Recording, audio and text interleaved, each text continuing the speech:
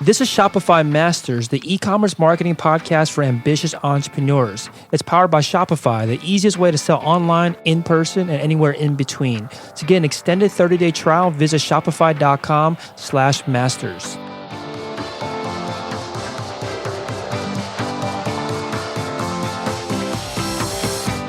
Hey entrepreneurs, my name is Felix and I'm the host of the Shopify Masters podcast.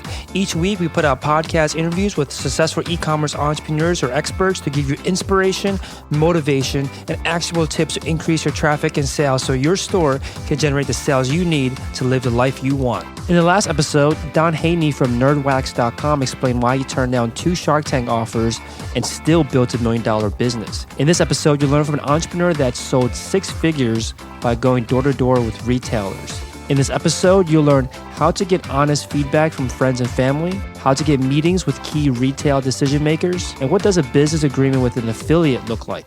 Today, I'm joined by Matt Edwards from MoabProvisions.com. That's MoabProvisions.com. Moab Provisions started off selling beef jerky with the minimal ingredients and extremely high standards to help you perform at your best, and now has expanded the catalog to seasonings and apparel. And was started in 2015 and based out of St. Louis, Missouri. Welcome, Matt. Hey, how's everybody doing? Hey, great to have you on. So, so let's start off by, talking about your store. So, obviously, like I said, you start off by selling beef jerky. Tell us a little bit more about the store and how you got started. So that was kind of a long, drawn-out process on my journey down the e-commerce road. So I kind of, got the idea, wanted to do beef jerky, started actually making beef jerky in my previous career, which put me on the road traveling all the time. So basically, I lived on airplanes and in rental cars. And, you get out there enough, there's really no healthy snacks in convenience stores or something that was easily accessible. So at that point, I was like, hey, I'm going to start doing my own thing. So I started doing trail mix and jerky. And I was like, kind of hit me one day. I was like, I should turn this jerky thing into a business. And so the idea was, all right, let's get this done and basically build out an e-commerce platform and start to sell it online. Things didn't exactly work out that way, but that was the plan. Basically, my e-commerce, life started out on GoDaddy, believe it or not, which was extremely not fun. It was very rudimentary, I guess is the right word. It was not pleasant because I built that site myself with zero experience. And then so that kind of led into me finally finding Shopify, and that changed my world. Their platform was, I don't know the right word for it, much more user-friendly. Mm-hmm. And basically, the first 4 or 5 months I was open on e-commerce, I had virtually no sales. I mean, I probably chalked that up to the website was terrible. And then once I moved to the Shopify platform, got the website redone, e-commerce started to take off. Cool. So let's break this down a little bit. So you were traveling on the road. That's when you had the idea of, or you had this desire to have healthier snacks, and you don't want to be buying chips and chocolate and candy bars like that. You wanted something healthier, so you started making beef jerky for yourself. So was this what kind of line of business were you in at the time? Was it beef jerky related, or like what? Not even close. I was in it was basically corporate beverage sales. So I dealt with actually convenience store chains, and so I would go pitch somebody out in California, a chain of convenience stores. Maybe they have 20, 30, 50, 100 stores, whatever it may be. I would go in and pitch our beverages to them, which we did food service beverages. So like, if you go in, you get a cup of coffee or you get a glass of iced tea or something like that. That's what we manufactured. And so that's what I did prior to starting Moab. Very cool. So you had this idea to create beef jerky for yourself. What made you decide to take I guess not that huge of a leap, but what made you decide to consider selling this stuff that you're creating for yourself? After a while, it finally just kind of dawns on you. It's like, what? There's got to be more people out here with the same problem than that I have. And so I was like, what? Let's take the dive into it. So, really my main focus at first was like farmers markets. And that's because I was like, I need to get other people's feedback. And that's really kind of what launched everything, was just going to farmers markets and cutting up pieces of beef jerky and selling away. And that was actually a lot of fun.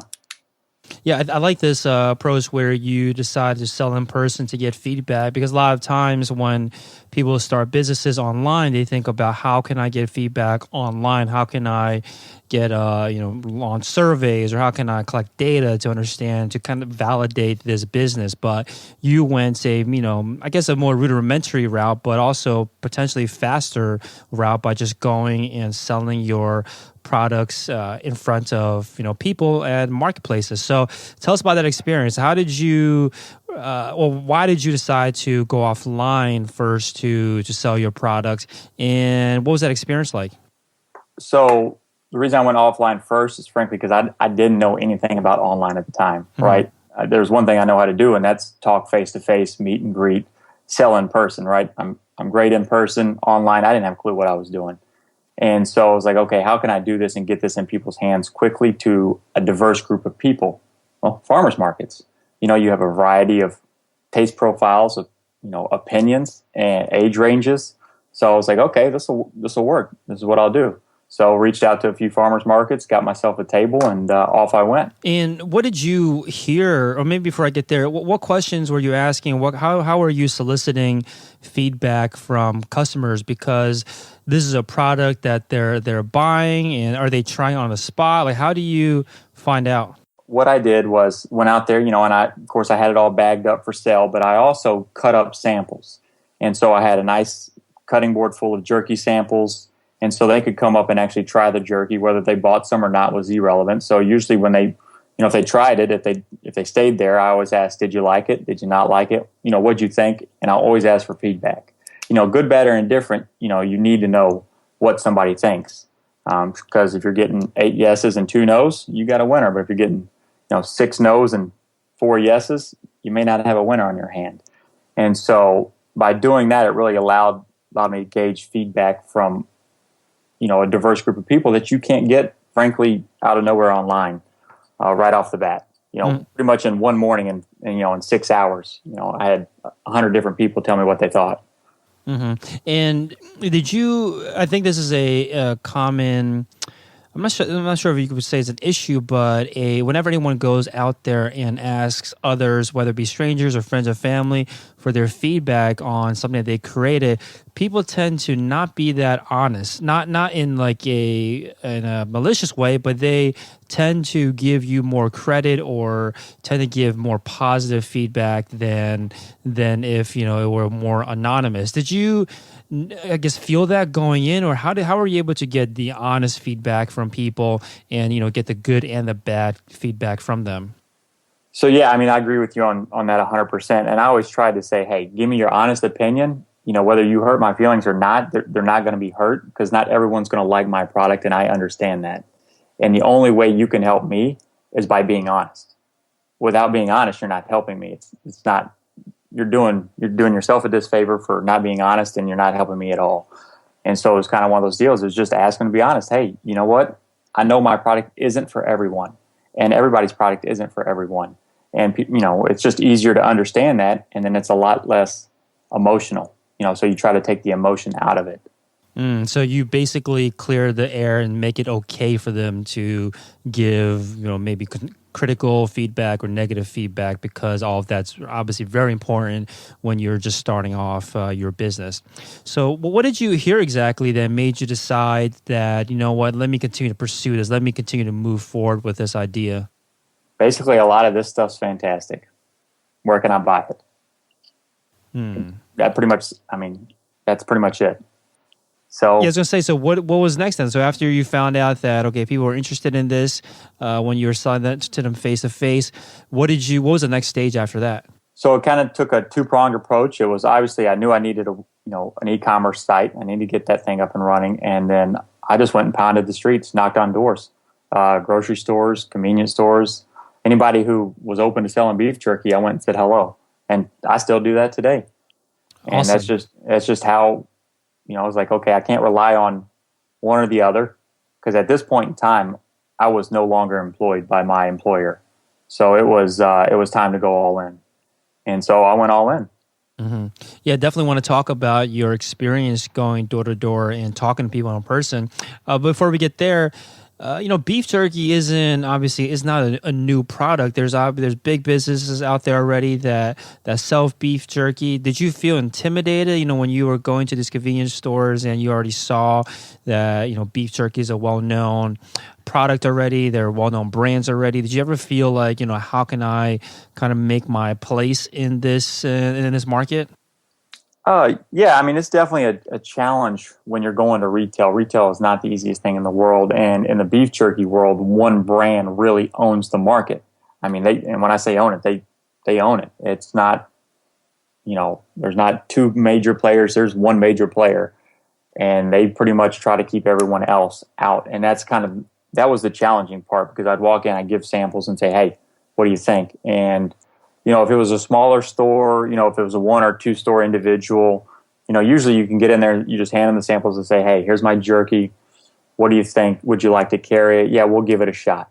And say, okay, here, and I'd sell it to them right there on the spot. But some of the bigger, customers, I'd have to go in and pitch, and then they'd say, well, then you start getting the 20 questions and going into that, and all the details they ask. And of course, you got shelf space. They only have so much room in the store. So you really have to carve out a spot in that store for your products. So you're saying that at this point, you were no longer employed, you no longer had this full-time job.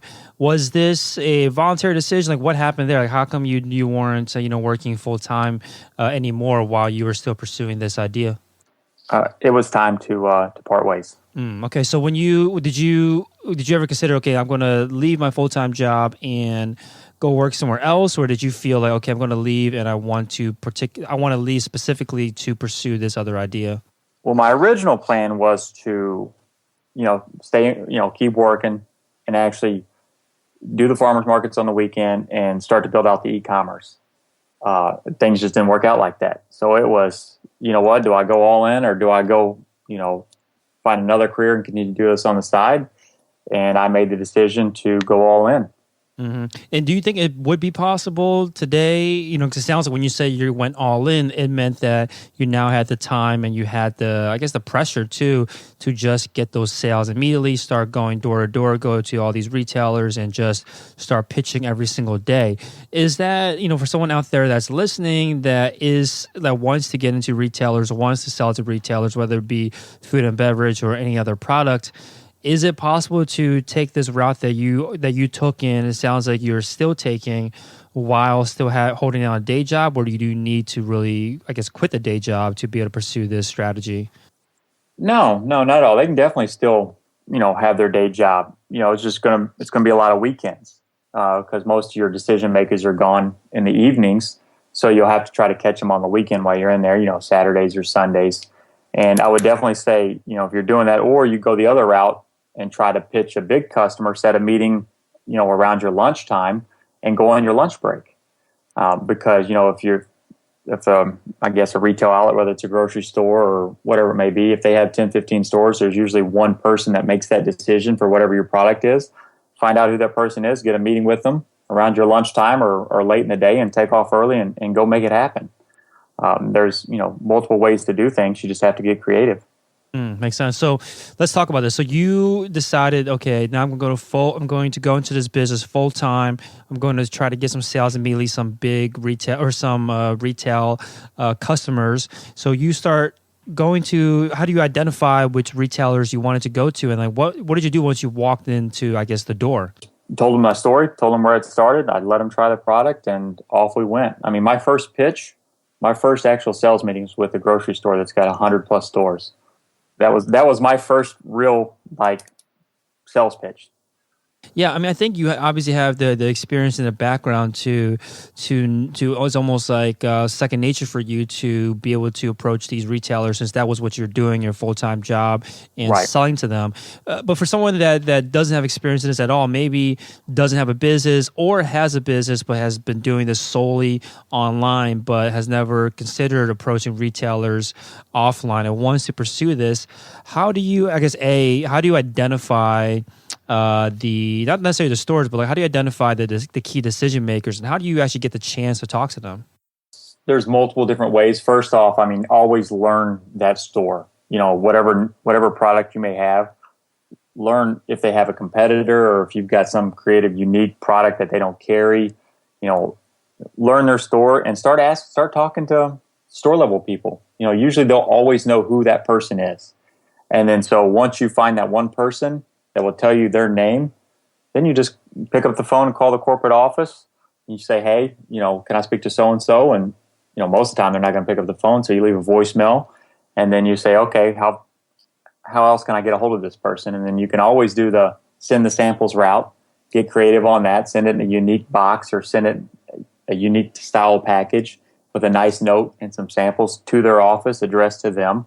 That's a good way to get their attention, especially if you've got, an outstanding product that really stands out, and, be unique with it, because these guys get hammered with phone calls and emails all day long.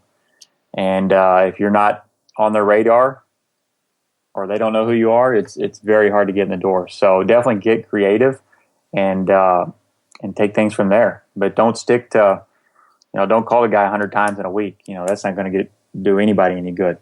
So kind of have some fun with it. So what was your pitch then? Because when you went into these big retailers, this big grocery store customer that you're talking about, how did you position yourself in a way where you were unique, you were worthy of them hearing you out, you were worthy of them considering you as a product that they wanted to sell in their stores? Like, what was your angle? So my angle was, I went in there, I learned what they carried. I said, okay, they have nothing like my product. So how do I get? And so I got my product in the buyer's hand before I even knew, before I even got the meeting. So he gave me the meeting based on trying my product. So that's how I went about. I found out who was the person that managed that category, got my product in his hands. He liked it, and he said, okay, I'll take the meeting. And then I reached out to him, and he said, okay. By this time, he knew a little something about me, knew the product, and said, okay, come see me. And that's how I got my foot in the door with my first retailer. So are these meetings and deals, these business deals, are they pretty uniform between the different retailers that you're going to? Like, is there a particular goal that you have in mind for the first meeting? Does it require multiple meetings? Like, what kind of deals are arranged?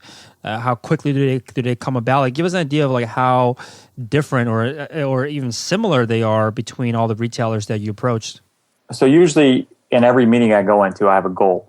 I want something to come out of that meeting. And usually, it's a defined next step. And a lot of people, especially in the food world, especially if they have a lot of stores, they won't put you in all stores right off the bat. They're going to want to do some sort of product testing, in 20% of their stores or something like that. So I always try to get that type of commitment. Say, hey, what's our next step? Okay, let's pick these 20 stores. When do you want to start it? And then what type of paperwork needs to be done? And then I just keep the ball rolling from there. And usually from the first meeting, if they like the product, that's what we do. We just take it from there, and then I get it in the stores and, get it in people's hands. So how long did this take between the time where you left your full-time employment until the time you landed your first big retail client? So that's the funny question, right? So I actually got this meeting within 4 weeks, and I thought I was off and running. But in the retail world, things move really slow. It was another 5 months before I hit their shelves. Wow. So were you nervous at this time? I guess if you have experience in this industry already, maybe you knew that this was coming. Like, what was going through your head while you were, you had all this, not necessarily free time, but you had all this time now to work on your business. You're ready to go 100%. You're ready to go at, 100 miles per hour. But everybody else that you rely on, that you depend on, these customers, these retailers, they're not moving nearly as fast as you are. Like, you must have been, did it drive you crazy that, you're ready to go, but they weren't? Well, so I had to make a pivot at that point. And I was like, okay, obviously these bigger guys are going to take quite a long time. So I started going to small guys I could do on the spot right then and there and get my product on the shelf within 10 minutes. Frank, I did it today. Walked in, cold call a new customer today. Handed him a bag of jerky, introduced myself, said, hey, I'm so-and-so with so-and-so. Would you be interested? Yeah, let me try it. He tried it. It's on his shelf, in less than 20 minutes. And that's what I had to pivot last summer and do, because I knew I wasn't going to survive long-term waiting for, the process to play itself out, and the bigger guys. So I went to the small guys. So with these small guys, is the obviously it sounds like the lag time or the turnaround time is way less. You did it in one day in your example. Do they also make you go through a trial period, or do they say, let me just buy, a couple of boxes from you? Like, what's the typical arrangement? Most of the time, if with the smaller guys, if you say, hey, give me 30 days or 60 days, if it doesn't sell, I'll pick it up. Mm-hmm. And basically it takes the commitment away from them, because most of them, A, they want to help another small company. And B, if you say, hey, I'll give you 60 days, doesn't sell, I'll take it back. And it takes kind of the worry that they're going to have a product sitting collecting dust that they're not going to be able to sell on their shelf. And so that's kind of the way I approached it, and it's worked fairly well. Cool. So while you were doing this, when did you start making that transition into e-commerce? Like, what made you decide that was the next step? E-commerce was always on my mind from the beginning. It's just everybody I talked to, and I was getting website building quotes and things like that, and they were just, to me, out of hand. And I said, there's got to be an easier, way to do this. And so that's kind of when I was like, okay, I've heard of GoDaddy. I got on GoDaddy, got the website built out I wish I would have took a picture of it, but I didn't. And then so I got that going. And I was like, and then at that point in time, I really started trying to do the Instagram and the Facebook thing and all that kind of good stuff. And then as time went on, as I started studying a little bit more, making mistakes on the e-commerce, I switched it to I still had GoDaddy, but I got everything updated, launched a whole new template, a little bit better. Sales were still slow because I was doing no paid advertisements, no ads, nothing like that. I was just simply posting on Instagram and Facebook, and that was it. And then about 4 or 5 months of that, I was like, okay, this isn't working. And I don't know how I came across Shopify, to be honest, but I started looking into it, and I was like, this is what I'm talking about. And so I shut down my other one, launched my Shopify website, and haven't looked back since. Very cool. So what was the, how were you getting the traffic and sales to the e-commerce site at the time? Because like you were saying, you weren't doing any paid traffic or anything. It was still a brand new company. So I'd imagine not many people were going online looking for your products. Like, what were you doing to drive, attention towards your site? Just trying to get creative on social media, trying to use Instagram, and trying to utilize the hashtags to get people to actually check out the brand and drive traffic to the site. Lots of friends were lots of the first orders, kind of deal. One of those deals, getting people to share it, getting people to post pictures about your product. That way it goes out to a larger audience, and that's kind of how I got the ball rolling from there. And it took. I still learn every day about it, but things have gotten a lot smoother, and definitely traffic's increased to the website substantially in the last 3 months. Mm-hmm. Yeah, you mentioned in the pre-interview questions that one of the keys towards your success online was working with influencers. So were these influencers, like, who are they? Are they like athletes? Like, who are you working with to help promote your products? Well, so that's another thing. I'd worked with some influencers, didn't really drive too much traffic to the website, so I kind of switched gears and went to a whole nother category of influencers, and those came from the outdoorsman category. A lot of your hunting, your fishing, those type of influencers, because those guys eat a lot of jerky, and they love cooking. And so doing that, reaching out to a few of those guys is what really started to ramp up the traffic to my site. And it's been great ever since. And what type of influencers did you work with originally, and why didn't it work and require you to shift to a different type of influencer? Kind of more like fitness oriented influencers, and that was mainly when I just had the jerky before I had anything else, and it just really wasn't. It was driving a lot of like brand awareness, I'd say, and probably a lot of maybe in-store buys, but nothing really online. Very little traffic. And so then I was like, okay, obviously this is not my category. And I didn't know anything I'm not a hunter or a fisher or anything like that. And so I happened to get introduced to a guy who who has connections in the hunting industry, and he's a big time hunter. And he's like, yeah, we'll get behind you and we'll start promoting you and things like that. And, I said, all right, here we go. Let's do it. And I gave him, some product, sent it to some of his guys, and off they went. Next thing you know, I'm getting posts from, different states and people I don't even know, but they're connected to him talking about the jerky, and online sales are kicking up. Instagram, all of a sudden, increasing followers. I said, all right, now this is probably the right niche for jerky.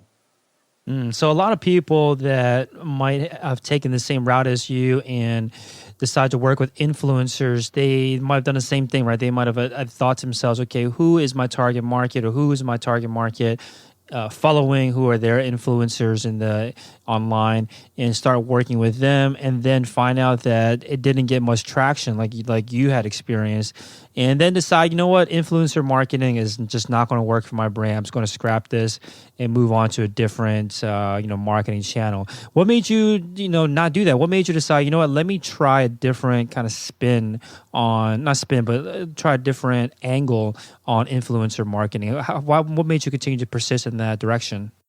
Frankly, people buy from people, not advertisements. I mean, advertisements do work, but people, buy from people. And if somebody they know is, seeing whatever social media platform it's on, if they're on there talking about it or this or that, they're like, hey, that looks good. I'll try that. And, that's the category I'm using for the jerky. The seasonings, I've started reaching out to other influencers, mainly, cooking bloggers, people who like to cook, make recipes and things like that for the seasonings, because that's going to open up a whole nother category for that. So I'm trying not to get, the company boxed into one set of influencers and rely only on them. So those guys are more the jerky, and then I've got, chefs that I'm starting to work with, for the seasonings. And as I reach their audience, that's only going to drive traffic to my site. I reached out to a food blogger not too long ago, sent her some product. She posted one quick picture. Next thing you know, I got an order from her state, and it works. Mm-hmm. So for a brand that wants that might be listening, for an entrepreneur out there, and might be listening and wants to start working with influencers, how would you suggest that they identify the type of influencers, or identify influencers to work with? Like, did you have some kind of process? Maybe it's simple or maybe it's complicated, but we'd love to hear, like, what is the process for you to identify who to work with? I just started diving in social media, started looking around, definitely searching hashtags, different criteria. There's all kinds of different ways to look, and then, I never went for, the top, whoever's got the most influence, right? I stayed away from that because those guys are getting hit left and right. So I found somebody with, a good size audience. And then at that point in time, I just sent them a message saying, hey, would you be willing to, try my products, in the cooking? Hey, cook some dishes. If you like it, would you mind posting about it? If you don't like it, no worries, no sweat. And usually the reply is, yeah, sure. That way it's not hey, I sent you some stuff, why aren't you posting about it? It kind of takes that edge away. It's, hey, if you like it, love to see you post about it. If you don't, no worries. No one knows anything. So it's no sweat besides some product, which, isn't that big of a deal. Mm-hmm. So what's the typical arrangement with these influencers? Are you just sending them products? Have you gotten to the point where you're working with influencers that want to be paid? So that's my next step. That's actually what I'm working on, trying to figure out how to implement, basically influencers to get paid. What do they call that? Affiliates, per se. That's the next step. Right now, it's just, hey, here, I'll send you a bunch of product, post a few pictures, eat and enjoy the rest. Because usually I'll send them multiple products. I won't just send them one little item. I'll send them a little bit of everything I have. That way it's more of an experience, and they don't think I'm just trying to, oh, he just sent me this and that. No, I want to make sure they get something out of the deal too. And I want it to be worth it for them. What challenges have you found now that you're transitioning from more of a kind of casual relationship with these influencers to now more of a business arrangement where you are looking for affiliates, for people that are going to, push your brand, represent your brand, and they actually get paid for doing so? Like, what kind of challenges have you found now that you are looking to shift in that direction? The biggest challenge is getting the proper agreements in place. Those are key. And then making sure, both parties follow through on that agreement. Because if you don't watch it, if it doesn't take off right off the bat, it may, they may just quit doing it. But yet, if you've got an agreement for X number of months or whatever it may be, you got to hold their feet to the fire. And so that's been the key challenge. It's like, do you let it go and just move on and don't even worry about it? Or do you say, hey, do this, this, and this? Because, is it worth it? Is it worth your time, effort, and struggle? And that all depends on what you had to invest up front. So what does the typical arrangement look like? What are some key, deal terms that you have to nail down to make sure that it's a solid affiliate, business deal? So still working that out, but usually, I try to get them to agree to like at least one post a week. Not many more than that, because you don't want to overload their feed or anything like that. One post a week or one post every 2 weeks. And in return, they'll get paid on any sales they drive to the e-commerce site. And then I'll send X amount of product per month for them. Usually I try to keep it as simple as possible. So what do you want to make sure that both parties have in this arrangement to make it successful? Because it sounds like you want to have some kind of quantifiable thing that they have to do. Are there things that you voluntarily or offer to them too, other than the monetary side of it, of course, that makes them want to, work with you or give their best effort when they are promoting your products? I mean, the monetary, obviously that, and then they get the free product. So, and then, I'll try to give them a little extra too, whether if they're just focused on one product or whatnot, I'll try to include a few extra things. That way it's a win-win. I try to make it a win-win for both parties. Makes sense. So are you using any specific apps or tools to help with this affiliate program, like to make it easier to set it up and then also, of course, track the return on your investment? So not yet. So that's what I've been diving into lately. Usually I've always just kept track of it. When somebody enters a discount code, you can see that discount code, and then I put that discount code in a spreadsheet. And so now I'm trying to see what apps are out there that can definitely streamline that process much more efficiently for me. Makes sense. So now actually manufacturing these products, like what's the process like? Are you making these yourself still, or have you outsourced it? Like what's No. I outsource everything now because, selling to retail and doing especially the amount of retail that I do, I have to have insurance. Everything has to be on the meat side, USDA certified. All that is stringent. And then same on the food seasonings, has to be FDA approved, all that kind of good stuff. So I definitely use co-packers for that. So what I do is I find one, take them my recipe and ask them, hey, can we do something with this? Can you make this for me? Some will say no, some will say yes. And then you find one that fits with you and your product, and then off you go. So tell us a little about this process of identifying a co-packer, identifying a company that outsource especially when it comes to food, finding a co-packer to work with. Like, what was the process like for you? A lot of research and then a lot of testing to make sure the product was right. And then I try to find somebody within 3 hours of St. Louis. That way, if you got to drive to them, you got to sit down and work with them. Whatever it may be, they're close, because that would definitely be a challenge if I had a co-packer in California. I get there's not always going to be a co-packer around your town, and you may have to go further out. I was just fortunate enough to have the resources here in the Midwest to make my products. And so from there, it was just identifying the right one, because they all have different minimums. There's different standards, different upfront costs, and so you basically want to definitely reach out to 2 or 3 and kind of make a spreadsheet or make a list of, okay, these guys have a minimum of this, these guys have a startup cost of this, and then start to narrow it down which one's going to be the best fit for you. So I guess similar to the question about working with the affiliates, what are some key deal terms that you have to pay attention to when you are striking a deal with a co-packer? Definitely turn times, like lead times. Those are definitely, you want to make sure you know those up front. And then time frame on new product development. So say like on the seasonings, I want to launch a new flavor. So I'll do that recipe, I'll get that, and then I'll take it to them and say, hey, okay, can we mass produce this for the cost that I need it to be done in?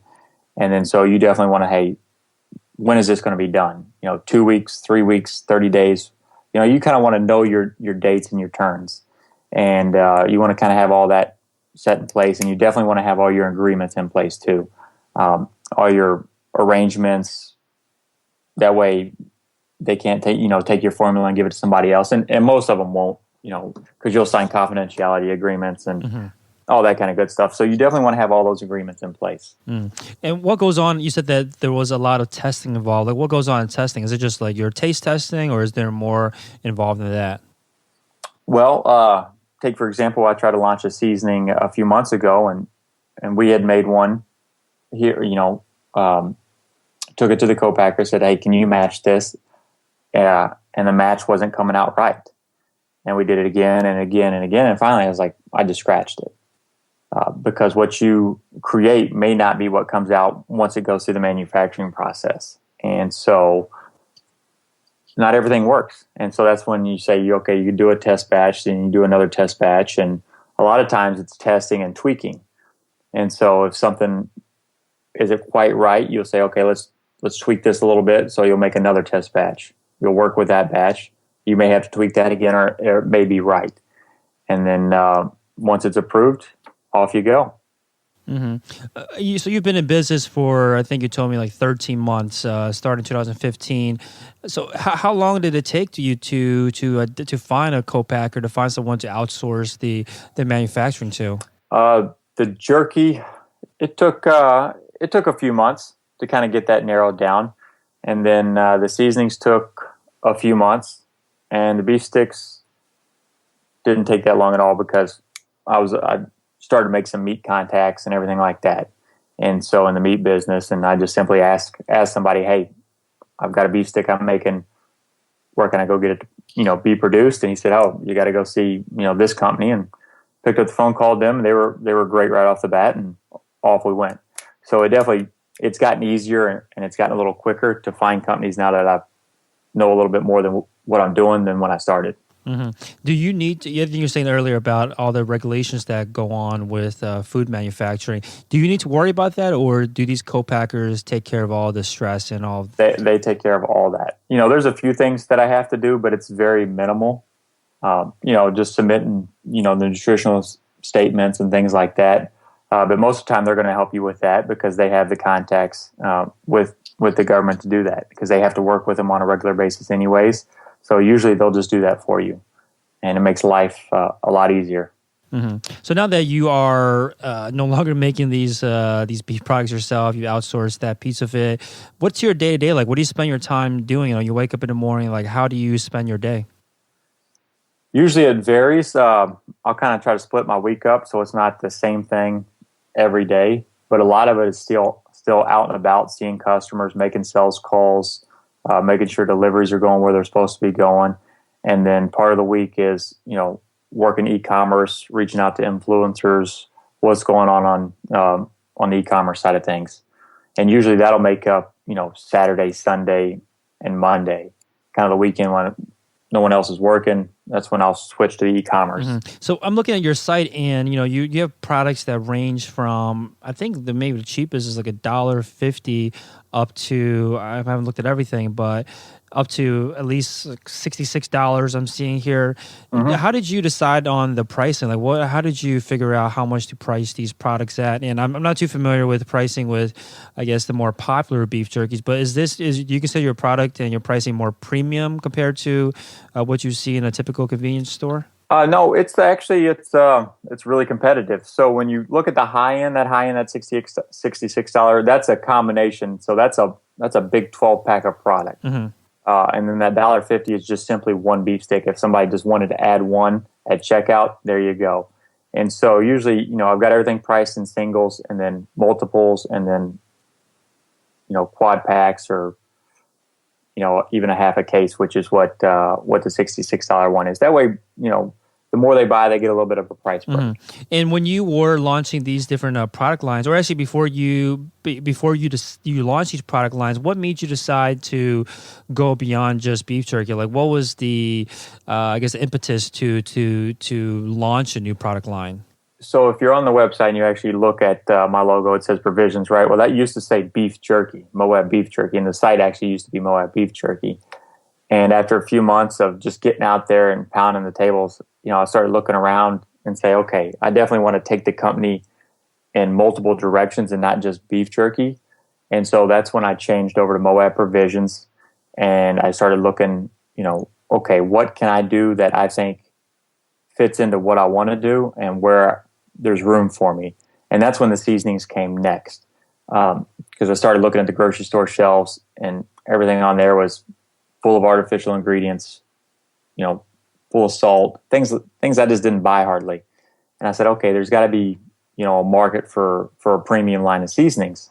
And that's what led to that. And then, so got that up and running. And then as I'm out in the store, selling jerky and things like that, I started looking at the beef sticks. And I said, okay, there's 2 players on the beef sticks. They all have pork. They all have, well, not all, but some of them have minced chicken parts, and they're all greasy and they're all full of artificial ingredients. I said, okay, I know I can make a better beef stick. And so I went out and made 100% all beef stick that has no artificial ingredients and it's not greasy. And so it's just one of those deals. Identify something that you want to make and go do it. And what about launching the apparel line? Because the apparel line, because usually this move into apparel, you have to have a super strong brand. Like, did you feel like that was starting to happen, where people were starting to recognize the brand itself, and that's the reason why you decided to go the apparel route, or what made you decide to? Because the food, the seasoning, all that kind of makes sense, right? It's like a progression that you're going through. What made the decision to also launch a line of t-shirts? Just something extra on there. If somebody wants to buy a t-shirt and support the brand, more power to them. And I appreciate them doing that. And it was just more or less just to have some fun, because I needed t-shirts to wear around. So it was like, okay, if I've got to wear them around, I'll buy enough to put online and sell them. Makes sense. And that's kind of really how the apparel started. It was like, okay, I've got to have stuff to wear around, and grew it from there. Now, it sounds like you're at the stage now where you are, you have the manufacturing nailed down. You seem to have a process too for working with these retailers door to door. You have an e-commerce store set up. What's the next step then? Like, how do you scale this operation up? Like, what do you see as the next stage that you want to achieve with Moab Provisions?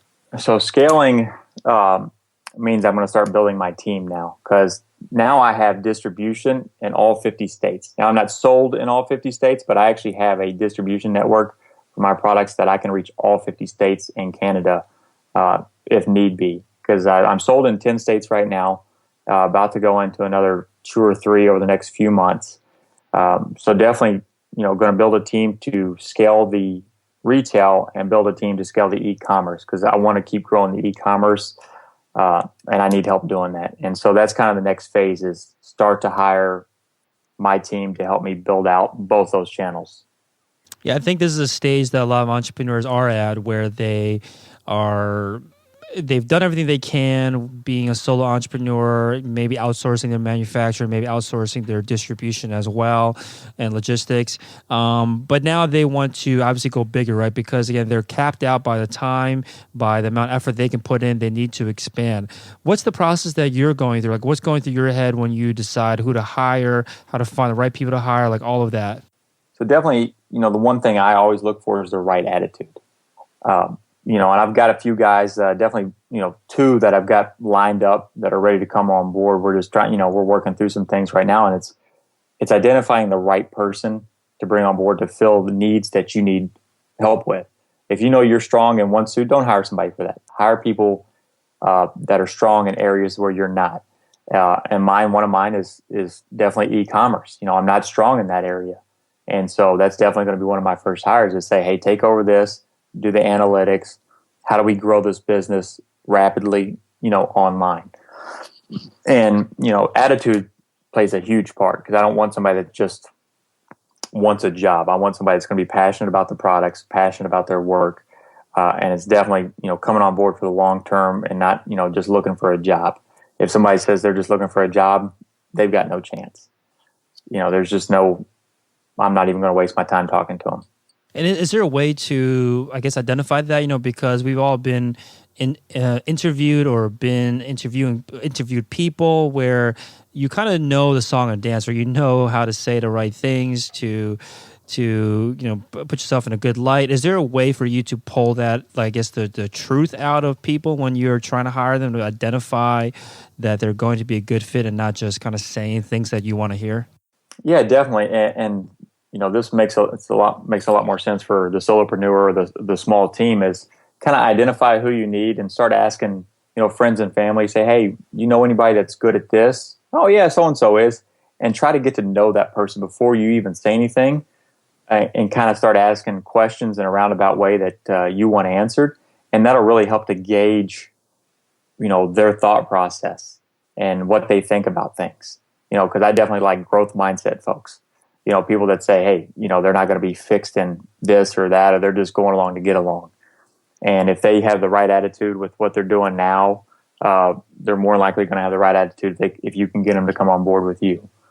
And then as far as people that have just asked me for employment, no, that's not going anywhere. Usually I'll try to seek out the right person, because that's the only way, you can kind of get a feel for it. So you always get to know that person before you even bring up a job. So I definitely highly suggest that. Makes sense. So, with all the work that you put in over the last 13 months, give us an idea of how successful the business is today, how much you've grown since you've gotten started. So I've already hit last year's sales. So it looks like I'm going to double last year, if not even a little more than double last year's sales. 6 figures. Okay, 6 figures, cool. So when you started this, is most of you started this obviously offline, is most of the sales still coming from your offline efforts, like going door to door, selling directly to these retailers?